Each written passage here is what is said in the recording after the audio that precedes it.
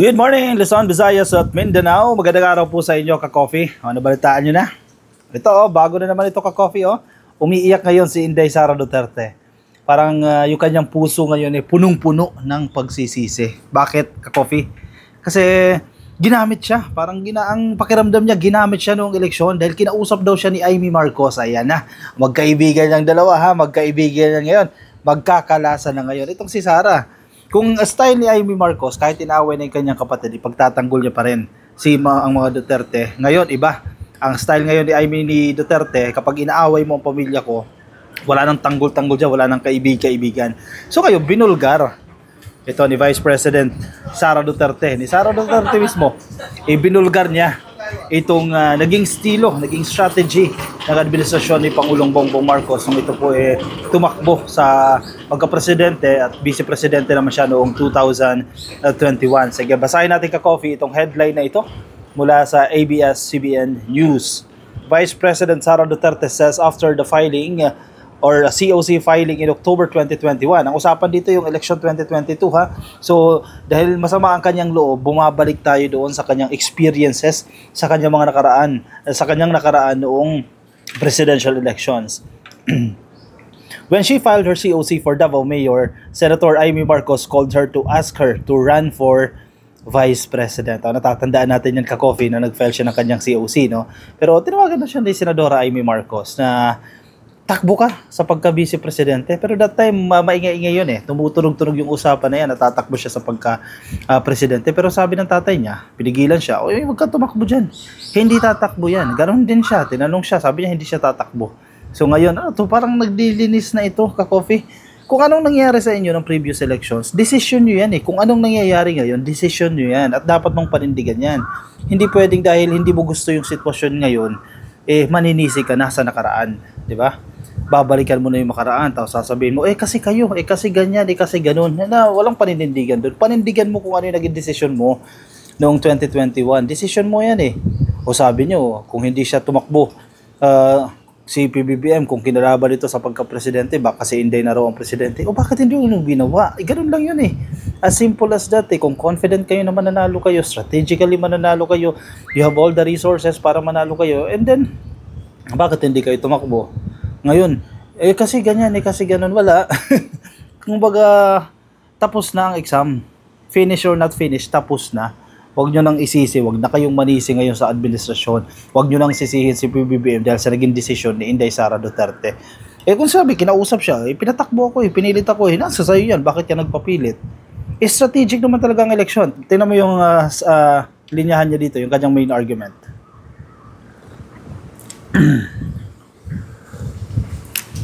When Duterte asked Marcos why she wanted her to run for vice president, Duterte shares that the senator replied. Ito daw po yung sagot ni Amy Marcos. Kasi matatalo kami ni Leni pag di mo dalhin ang Bisaya. Strategy yan, ka-coffee. Ang eleksyon, hindi yan, tika, gusto ko tumakbo sa pagka-eleksyon. Ganun na lang. Strategy yan. Kaya may mga alyansa ka Kaya nga may research ka kaya nga may survey ka. Kung nalaman mo na mahina ka sa ganitong lugar, alam mo ang strategy dyan, kukuha ka ng taga doon sa lugar na yan na magiging parte ng alliance mo. Halimbawa, 12 senator slates yan. Diba? 12 yan na kaya ibiboto ng taong bayan. Mahina ka sa ganitong lugar. Sige, sabihin natin Visayas, mahina ka dyan.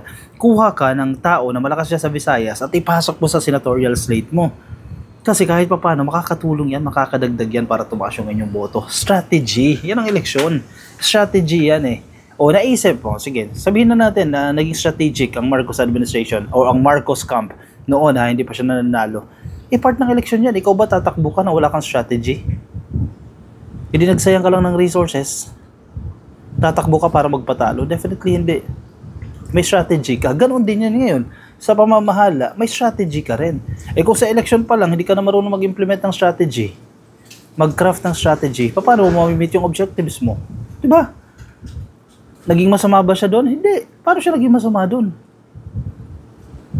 I-maximize lang yung possible resources.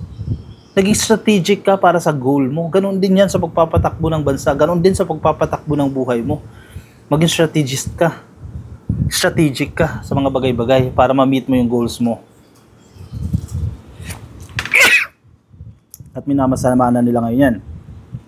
Duterte says Marcos was very straightforward. Oh, at least hindi na kayo pinikot-ikot. Ako naniniwala ko dyan na naging part ng strategy si Inday Sara Duterte, pero walang deception na naganap dyan. Di ba? Nakinabang ka rin, naging vice presidente ka, and admitted that the move was all about winning. Bakit ka ba naman tatakbo? Hindi ko na-i-gets itong logic ni Inday Sara Duterte na parang itong strategy daw para lang manalo. Naku, parang yun naman talaga ang purpose ng eleksyon. Hindi ko alam ka-coffee, anong take nyo dyan, pero yan ang basa ko dito sa mga nangyayaring ito. Parang umiiyak na siya ngayon, nagsisisi siya ngayon sa mga nangyayari. Pero ang akin naman dyan, hindi ko matatanggap yung pagsisisi niya dahil naging desisyon niya yan. Panindigan niya yung desisyon na yan. Diba? Humantong naman tayo sa ganitong sitwasyon dahil din sa kanila Sila din naman ang nagsimula. Ang bait-bait ng presidente, bait-bait ni PBBM, pinatulan ba sila? Diba? Sino nagsimula? Sino tumawag na bangag? Sino nagkandak ng mga maisog rally? At kung ano-ano pinagsasabi sa presidente? Paano hindi nyo makakontrol? Hindi nyo maagaw yung posisyon sa kanya? Tapos ngayon, masama ang Marcos. Diba? Unfair naman yan. So, nasa balita rin ito ka-coffee. Ang pinapangambahan kasi ng ilang mga netizens, ay baka daw po mauwi sa gutter politics itong discourse, political discourse na ito sa pagitan po ng pamilya Marcos at ng pamilya Duterte. Actually, nalulungkot din naman tayo sa sitwasyon natin ito. Kasi kung babalikan natin ang 2022 unity team, sobrang lakas, di ba? Pero nasira lang yan dahil sa mga taong nag-aambisyon. Gustong maagaw agad ang pwesto kay PBBM. Hindi mo pwedeng ganun yun. Alam mo kung bakit nag-push sila dyan? Gusto nilang agawin yan. Kasi nakita nila at naniniwala sila na weak si PBBM. Diba, kung weak yung leader na nakaupo dyan, sa isip-isip nila, mabilis ko maaagaw yung trono. Mabilis natin makukuha yung trono. At pag nakuha yung trono, balik ulit ang mga Duterte. Weak kasi ang tingin nila kay PBBM. Nagkamali sila. Nagkamali sila sa kanilang assessment. Ngayon, ano nangyayari sa kanila? Nabulgar sila na gustong patalsikin si PBBM. Nahuli kayo face the consequences. Yan ang ginawa ninyo Diba?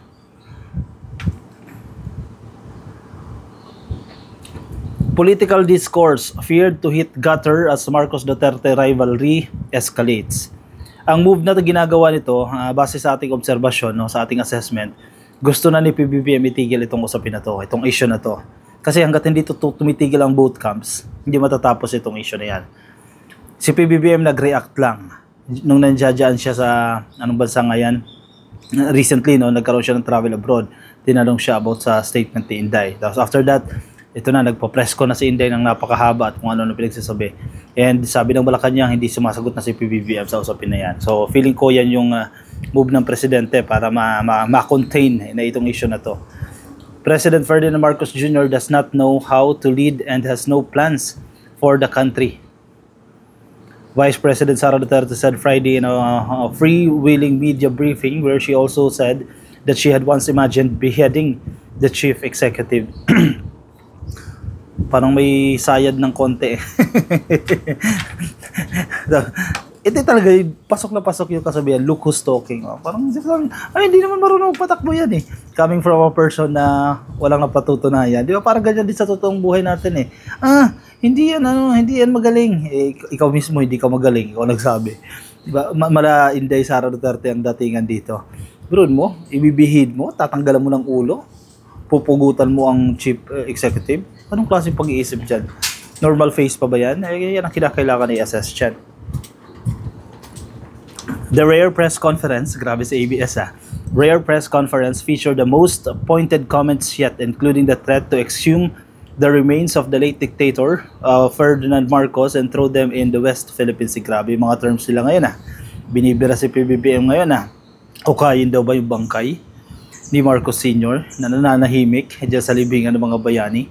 In the disintegration of the 2022 polls unity team, with a lawyer and political analyst saying the world war is likely to escalate even more. Ako naniniwala din ako, titindi pa yan pag may mag-react ka-coffee sa side ng administrasyon. And sa tingin ko naman, si PBBM hindi siya magre-react dyan, pero yung mga kampo ni PBBM, yung kanyang mga kaalyado, mga kakampi, definitely magre-react yan. Siyempre, ang media, alam niyo naman ang media, di ba? Pag humantong sa interview na yan, magsasalita yan, magtatanong, and then sasagot naman yung resource person na magli-lead doon. sa mga ganoong responses. So, mahirap matigil itong usapin na to. Anyway, politics ito eh. Ganito talaga ang politics. Ganito ang nature ng politics. Kailangan natin i-accept yan. Kung hindi pa kayo ready sa politics, keep away from politics. Diba? Kung ayaw mong magulo yung buhay mo, hindi, huwag kang magpolitiko. Kasi ganyan talaga ang politics. Politics by definition, yan talaga yan. Speaking on Teleradyo Service on Saturday, Michael Henry Yusenko, a senior research fellow with Ateneo School of Government, said that the Marcos and Duterte factions are gearing up for an epic battle between two powerful dynasties. Yan naman ang nangyayari. Pero lugi sila dyan. Alam mo, sa sigalot na ito, manalo man o matalo ang kung sino man, lugi ang kampo ni Duterte dito. Alam mo kung bakit? Nag-judge na sila eh. Sinabi na nila na weak si PBBM. Biruin mo, ikaw yung nagsabi na weak, tapos nasusustain yung laban ng weak na kalaban ninyo. Di ba? Nagigas na ako ka-coffee. Kasi sinabi nyo weak yan, no? Pero nasaan kayo ngayon? Yung inaasar ninyo, o yung sinasabihan ninyo na weak, mamahala, o nasaan kayo ngayon? O si Kibuloy, isa din yan eh. Weak din ang tingin sa administrasyon, o nasaan siya? Nasa kulungan. Si Inday Sara Duterte, ano siya ngayon? Kine-question siya. Iniimbestigahan siya. Weak ba si PBBM? Si Digong, nasaan siya ngayon? Yung kanya mga kakampi, nilaglag siya. Si Colonel Garma, nilaglag siya sa pagdinig ng Kongreso. Lumalabas na ngayon, nahukay na naman itong mga investigasyon na ito sa tukhang. Si Senator Bato, nasaan si Bato ngayon? Mukhang matatalo na sa pagkasenador. Weak lahat ang tingin nyo kay PBBM. Kaka-weak ninyo. Yan, anong nangyayari sa inyo? Sino ngayon ang weak? Di ba? Marcos Jr. and Palace have yet to comment on the press conference, but members of the House, which has been holding hearings on Duterte's use of confidential funds, called the comments. She also hinted at alleged corruption by Speaker Martin Romualdez and mentioned potentially impeachable offenses by Marcos Jr. as a diversionary tactics and advised her to just address questions on her office's spending. Ano na yan? Given na yan ka-coffee. Kapag binabato ng issue, totoong issue, ibabato yan sa administrasyon, sa leadership ni Inday Sara Duterte. Ayos na yung metaphor ni dyan ni Franz Castro, pusit yan Diversionary tactics lang yan, lilihis lang yan. Pansin ninyo, naobserbahan ninyo, ito yung pinag-uusapan na issue. Maya-maya iba na yung ipapauso nilang issue. Iba na naman mapag-uusapan. Nakalulusot sila Effective itong pusit tactics ni Sara Duterte pero napapansin-pansin na siya. Ito, psychological assessment. Ito, magandang usapin nito ka-coffee. Kasi dahil sa mga pinagsasasabi ni Sara, may mga lumalabas na parang may kaunti, may ganun daw. May nabuwasan ng tornilyo itong si Inday Sara. Kasi bakit anong nangyayari sa kanya? Natatandaan niyo yung sinabi ni Digong sa anak niya, describe niya anak niya. Sabi niya, iba talaga to si iba yan si Inday, hindi niyo kilala yan si Inday. Ayan na, nagpakilala na, lumabas na ang tunay na ugali. Na hindi rin makontrol mismo ni Digong. Sige. Kung hinahamon nila si PBBM na magpa-drug test, si Inday, may hamunin din natin ito, psychological test ito, psychiatric exam, yan, maganda rin yan, para patas. They soon, however, threw in questions about the Vice President's capacity to lead, suggesting a psychological assessment of her mental state, a turnabout for the Dutertes and their supporters who had questioned Marcos and his alleged but unsubstantiated use of illegal drugs. Ayan, patas na. Mag-psychiatric exam itong si Inday Sara Duterte. Actually, mahirap yan. Vice Presidente ka, tapos may kaunti kang sayad, di ba? May kaunti kang saltik. Hindi natin sila sabi, no? Pero yan yung mga initial observation, yan yung mga initial assessment. Actually, hindi naman talaga tayo pwede magsabi niyan, no? Only the professionals are allowed to assess or to give yung diagnosis doon sa pasyente. Pero magandang suggestion din yan na sumailalim sa psychological exam, sa psychological test itong si Inday Sara Duterte. Malay nyo, di ba? Para matulungan din siya, ma-address yung problema niya kung meron naman, no? The Filipino people deserve leaders who are mentally and emotionally stable. Ayun, sa pool. Yan ang sinasabi natin Si PBBM hindi magsasalita, pero yung mga kakampi ni PBBM magsasalita siya. Which is valid naman. Yan ang sinasabi ni Assistant Majority Leader Paulo Ortega ng La Union, member ng Young Guns Group of Younger House Leaders. Tama. Paano ka magli-lead kung may incapacity ka? mentally. O, di ba? Hindi ka makapag-isip ng tama. Paano ka mamumulo dyan?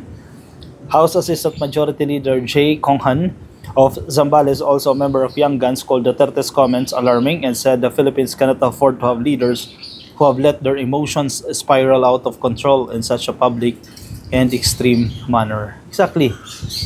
May problema na talaga dito ka-coffee. May kaunting something. May kaunting problema itong mentally, itong si Inday Sara Duterte. Kasi kung normal ka, vice presidente ka, babae ka, di ba? Sasabihin mo, pugutan kita ng ulo. Naisip niya na pugutan ng ulo. Nasa tamang pag-iisip ba yan?